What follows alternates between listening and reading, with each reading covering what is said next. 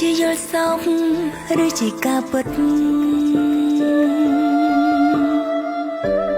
យើងសម្រេចចិត្តដើរចូលរងការមកឲ្យអូនស្គាល់អូនមួយជាស្នេហា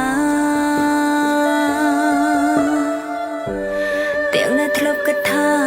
ខ្លួនគ្មានថ្ងៃរៀបការឡើយអ្នកណានឹងមុនអាចមានថ្ងៃនេះថ្ងៃដ៏ពិសេសពួកយើងទាំងពីរស្នេហាអូនមកដូចអគ្គិសនីប៉ុន្មាននាទី